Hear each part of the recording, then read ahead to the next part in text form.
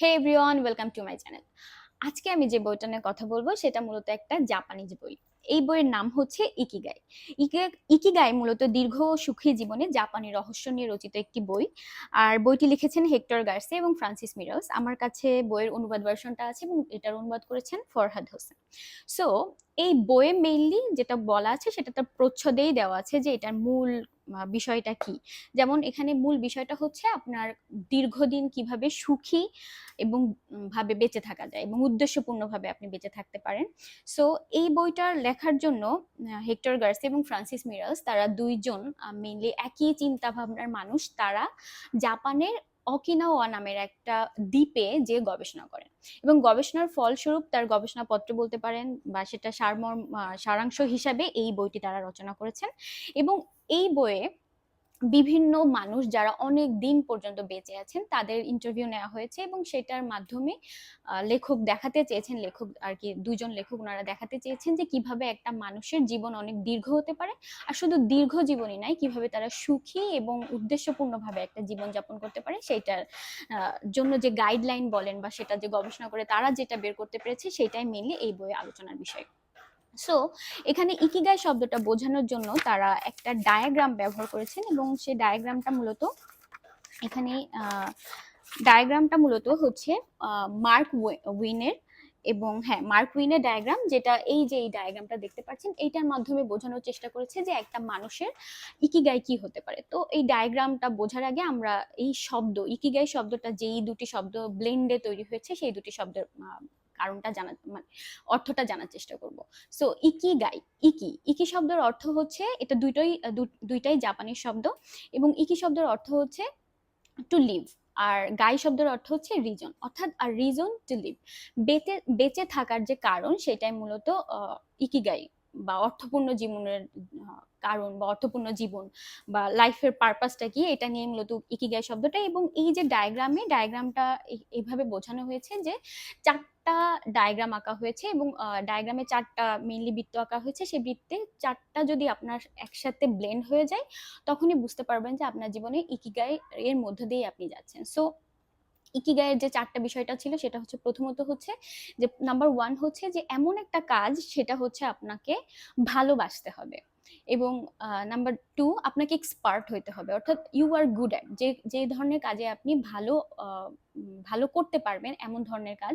এবং তিন হচ্ছে যেটা আপনাকে অর্থ উপার্জনে সাহায্য করবে। চার, যেটা যে কাজটা আপনার অর্থ উপার্জন, ভালো লাগা এবং আপনার এক্সপার্টিসের সাথে সাথে এই কাজটা দিয়ে পৃথিবীর মানুষের মঙ্গল হবে, এমন কিছু কাজই এখানে এমন একটা বিষয়কে এখানে আর কি ইকিগাই বলা হচ্ছে।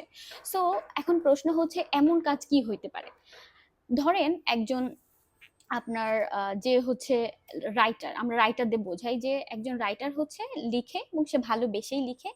দুই, সে হয়তো এই কাজটাতে এক্সপার্ট বলে লেখে। এবং তিন হচ্ছে যে সে এটার মাধ্যমে অর্থ উপার্জন করতে পারে এবং লেখনির মাধ্যমে সে বিশ্বের মানুষকে হয়তো তার কোনো তত্ত্ব বা কোনো একটা ইনফরমেশন বা যে কোনো কিছু শেয়ারের মাধ্যমে সে মানুষের উপকার করে থাকে। অর্থাৎ একটা রাইটার বা সৃজনশীল কাজের মধ্যে দিয়ে যারা থাকে ম্যাক্সিমাম দেখা যায় যে তারা ইকিগাইয়ের মধ্য দিয়ে তাদের জীবনযাপন করে। এখন প্রশ্ন হচ্ছে ইকিগাই কি আসলে শুধুমাত্র একটা বিষয়ের উপরে ডিপেন্ড করে, যে আপনি একটা বিষয়ের উপর ইকিগাই, একটা বিষয়ের মধ্যে ইকিগাই খুঁজে পাবেন?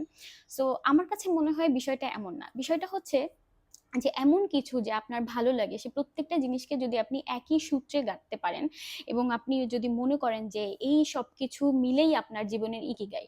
যেমন ধরেন আইনস্টাইন, এখানে আইনস্টাইনের একটা এক্সাম্পলও দেওয়া আছে যে তিনি বলছেন যে আমি যদি ভৌত বিজ্ঞানের গবেষণা না করতাম তাহলে হয়তো আমি একজন সঙ্গীত বিশেষজ্ঞ হইতাম।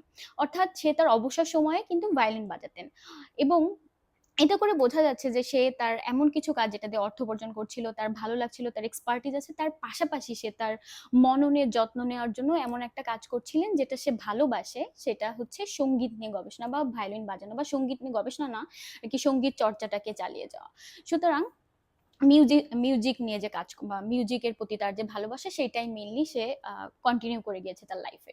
সুতরাং আমাদের প্রত্যেকের জীবনে আমরা যদি দেখি যে খুবই সিম্পল লাইফও যদি আমরা লিড করে থাকি, তাহলেও দেখা যাবে যে আমাদের বেসিক যে কাজ সেটার পাশাপাশিও এমন কিছু হবি থাকে যেটা যদি আমরা পালন করতে পারি বা সেটা যদি রিচুয়ালের মতো করে হবিটাকে যদি আমরা পারসিউ করতে পারি, তাহলে দেখা যায় যে আমাদের লাইফটাকে আর অর্থহীন মনে হয় না, ভেতরে এমটিনেসটা থাকে না, শূন্যতাটা পূর্ণ হয়ে যায়। সো এমন একটা জীবনের গাইডলাইন এখানে দেওয়া আছে যে আপনাকে আইনস্টাইন হওয়া বা রবীন্দ্রনাথের মতো লেখক হতে হবে না, আপনার জীবনের উদ্দেশ্য খুব সিম্পল হতে পারে। যেমন এখানে যেসব মানুষের কে নিয়ে লেখকরা গবেষণা করেছেন, তারা দেখা গিয়েছে খুব সিম্পল সিম্পল কাজ করে, কিন্তু সেই কাজের মধ্য দিয়ে তারা আনন্দ খুঁজে পায়। অর্থাৎ আপনি যেই কাজই করবেন সেই কাজের মধ্যে যদি আনন্দ খুঁজে পান, তাহলে সেটাই আপনার জীবনের ইকিগাই।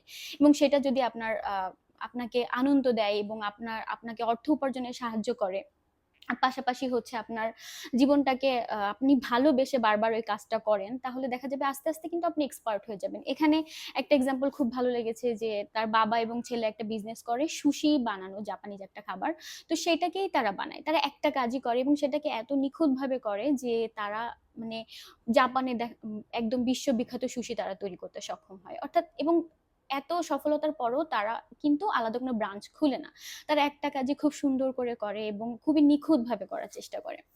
সো এইভাবে আমরাও যদি চাই, তাহলে আমাদের জীবনে আমরা যে কাজটাই করি না কেন তার পাশাপাশি আমরা আমাদের হবিটাকে পার্সিউ করলে দেখা যাবে যে আমরা আমাদের সুন্দর একটা জীবন এবং একটা অর্থপূর্ণ জীবন যাপন করতে পারবো।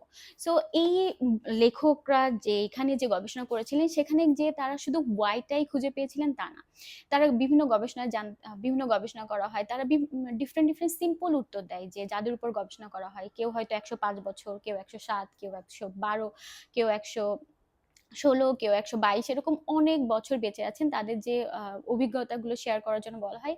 কেউ একজন বলে যে আসলে আপনি ভালো খাবার খান এবং বিশ্রাম নিন আর ঠিক মতন ঘুমান, তাহলেই হয়তো আপনি দীর্ঘ জীবন যাপন করতে পারবেন। কেউ বলে যে আমি আসলে জানি না যে আমি কিভাবে এত বড় একটা জীবন পেলাম, বাট আমি এটার জন্য সৃষ্টিকর্তার কাছে অনেক বেশি গ্র্যাটিটিউড ফিল করছি। এবং কেউ বলছে যে আমি জীবনে কখনো মাছ মাংস খাইনি, হয়তো এটাই আমার বেঁচে থাকার অনেক বড় কারণ হতে পারে। কেউ বলছে যে না, আমি দিনে 2 বার খাবার খাচ্ছি, এটাই আমার বেঁচে থাকার কারণ। সো এরকম বিভিন্ন সিম্পল সিম্পল উত্তর তারা দেয়। তো লেখকরা মনে করেন যে আসলে তাদের লাইফের যে সিম্পলিসিটি, এটাই কিন্তু তাদেরকে বেঁচে থাকতে সাহায্য করে। এবং দেখা যায় যে তারা বিভিন্ন আমোদ প্রমোদের মধ্যে দিয়ে থাকে, কেউ নাচতে ভালোবাসে, কেউ গাইতে ভালোবাসে, এবং তাদের জীবনের ইম্পর্টেন্ট একটা পার্ট হচ্ছে তারা যে বৃদ্ধ হয়ে যায়, আমরা দেখি যে একজন বৃদ্ধ হয়তো একা বেঞ্চে বসে থাকে, খুব একাকিত্ব জীবন যাপন করে, কিন্তু তাদের ওখানে তারা সবাই মিলে একসাথে আনন্দের সাথে জীবন যাপন করে। তাদের বিভিন্ন প্রোগ্রামে তারা প্রোগ্রাম করে এবং জন্মদিনে উৎসব করে, বিভিন্ন উৎসবের মধ্য দিয়ে তাদের জীবন তারা অতিবাহিত করতেছে। সো এইভাবে যে আপনার জীবনটা প্রত্যেকটা মোমেন্টকে মানে প্রেজেন্টের মোমেন্টকে যদি আপনি বাঁচতে পারেন, তাহলে দেখা যাবে যে জীবনটা খুব সুন্দর হবে, খুবই উদ্দেশ্য প্রণোদিত জীবন হবে এবং খুবই আনন্দ ঘন একটা জীবন হবে। শুধু দীর্ঘ জীবনই কাম্য না, অনেকেই দীর্ঘদিন বাঁচে, কিন্তু দেখা যায় যে আনন্দ ঘন যে জীবন বা আনন্দময় যে জীবন, সেই জীবনটা হয়তো তারা যাপন করতে পারেন না।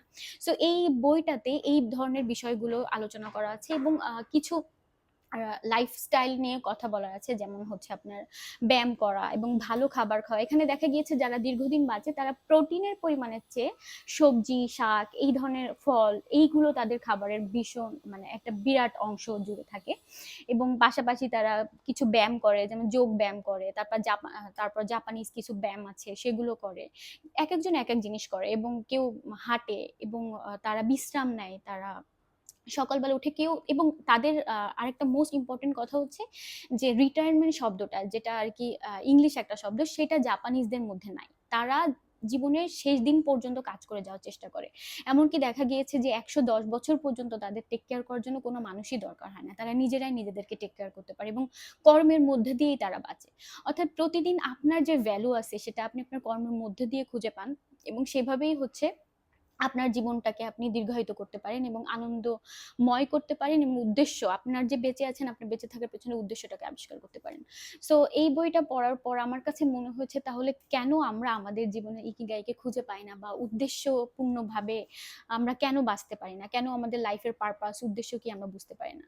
সো বেসিক্যালি আমার কাছে মনে হয়েছে প্রথমত আমরা লাইফের যে পসিবিলিটিস থাকে একটা মানুষের জীবনে, যে আমরা অনেক কিছু করতে পারি বা আমরা যে কোনো একটা জিনিসে আটকে যাই।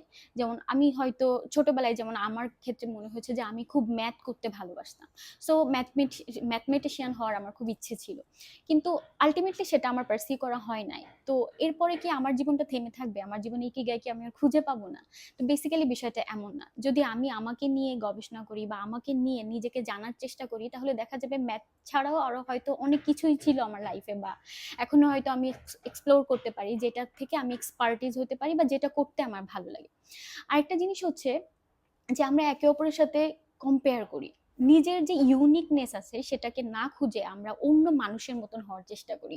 যার ফলে দেখা যায় যে আমরা আমাদের জীবনের ইকিগাইকে খুঁজে পেতে পারি না, বা ইকিগাই খোঁজার পথে অনেক বাধা তৈরি হয়। সো এই যে অন্যের সাথে নিজেকে কম্পেয়ার না করা এবং নিজের জীবনের অ্যাবান্ডেন্স যে পসিবিলিটিস আছে সেটাকে অনুসন্ধান করা বা সেটাকে খুঁজে পাওয়ার মধ্যে দিয়েই যদি জীবনযাপন করা যায়, এবং তার সাথে যদি একটা সুন্দর সিম্পল লাইফস্টাইলের মধ্যে দিয়ে যাওয়া যায়, তাহলেই দেখা যাবে আমরা প্রত্যেকেই আমাদের জীবনে ইকিগাইকে খুঁজে পাবো এবং একটি সুন্দর, দীর্ঘ, আনন্দঘন এবং উদ্দেশ্যপূর্ণ জীবনযাপন করতে পারবো। আর এই বইটা আমি আসলে সবাইকেই আপনাদের পড়তে বলবো, তার কারণ হচ্ছে এটা এমন একটা বই যে বইটা আমি 2 বছর আগে পড়েছিলাম এবং সেটা আমি আবারও পড়েছি। এবং এই বইয়ের মধ্যে অনেক অনেক ইনফরমেশন আছে যেটা আপনার প্রাত্যহিক জীবনে অনেক হেল্প করবে। পাশাপাশি আপনি আসলেই এটা আপনাকে ইতিবাচক পরিবর্তন এনে দিতে সক্ষম হবে। এবং বইটা খুবই ছোট, মাত্র 100 কত পেজ আছে, এখানে হয়তো 127-28 পেজ আছে। সো এই বইটা আমার মনে হয় আপনাদের প্রত্যেকেরই পড়া উচিত, এবং আমি তো আপনাদেরকে বলবো এই বইটা পড়ার জন্য। কারণ 2 বছর আগে আমি যখন এই বইটা পড়েছিলাম আর 2 বছর পরে যখন আমি এই বইটা পড়ছি এবং বইটা নিয়ে কথা বলছি, আমার মনে হয়েছে যে আমি অনেকটাই ডিফারেন্ট একটা মানুষ, ডিফারেন্ট একটা পার্সোনালিটি ডেভেলপ করতে পেরেছি নিজের মধ্যে দিয়ে। এবং আমার মনে হয় যে আপনারা যদি বইটা পড়েন এবং বইয়ের যে যে বিষয়গুলো বলা আছে, যে সেটাকে যদি নিজের জীবনে কাজে লাগাতে পারেন, তাহলে আপনার জীবনে অবশ্যই ইতিবাচক পরিবর্তন আসবে। এবং নিজেকে জানুন এবং নিজের জীবনে ইতিবাচক পরিবর্তন আনুন, সেটাই হচ্ছে আমাদের সবার কাম্য হওয়া উচিত। সো আই হোপ বইটা আপনাদের ভালো লাগবে এবং রিভিউটাও হয়তো আপনাদের ভালো লেগেছে। ভালো লেগে থাকলে অবশ্যই আমার চ্যানেলটাকে সাবস্ক্রাইব করবেন। আর একটা কথা শেষে বলবো যে একজন ভাইয়া আমাকে কমেন্ট করেছিলেন যে আমার ভয়েসটা শোনা যাচ্ছে না, মানে অনেক আস্তে। সো আমি আসলে অনেক আস্তে কথা বলি, তো একটু চেষ্টা করেছি জোরে কথা বলার জন্য। অবশ্যই আপনি জানাবেন যে এই ভিডিওটা শোনা যাচ্ছে কিনা ভালো করে, বা সেটা সম্পর্কে ফিডব্যাক দিলে আমার অনেক ভালো লাগবে। সো ভালো থাকবেন, বাই।